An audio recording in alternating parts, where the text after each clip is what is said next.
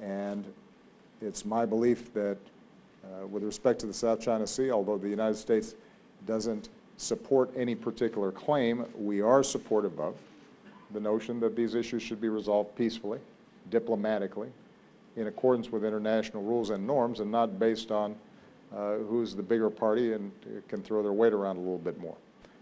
At the same time, as I indicated in my initial statement, the United States is going to continue to fly and set courses for our ships as international law allows.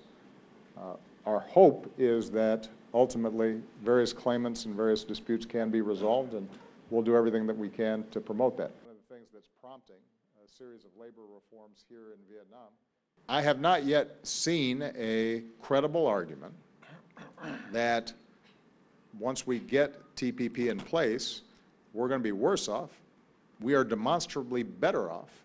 American workers and American businesses are better off if we get this deal passed. And I'm confident we will get it passed. Now, the politics of it will be noisy.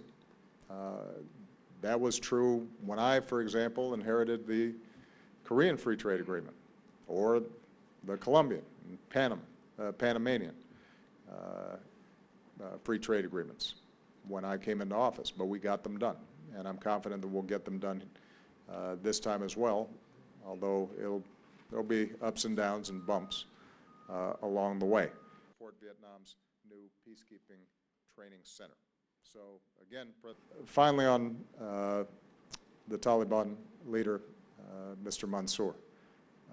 It has been confirmed that he is dead, and he is an individual who, as head of the Taliban, was specifically targeting U.S. personnel and troops inside of Afghanistan who are there as part of the mission that I've set to be able to maintain a counterterrorism platform and provide assistance and training to the Afghan military forces there.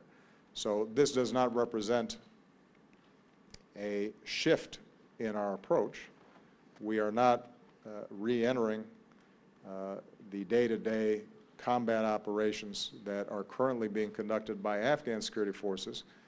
Our job is to help Afghanistan secure its own country, not to have our men and women in uniform engage in that fight for them. On the other hand, where we have a high-profile leader who has been consistently part of operations and plans to potentially harm U.S. personnel, and who has been resistant to the kinds of peace talks and reconciliation that ultimately could bring an end to decades of war in Afghanistan, then it is my responsibility as Commander-in-Chief not to stand by, but to make sure that we send a clear signal to the Taliban and others that we're going to protect our people. And that's exactly the message that has been sent. Tôi xin trả lời thêm về vấn đề có liên quan đến hiệp định xuyên Thái Bình Dương.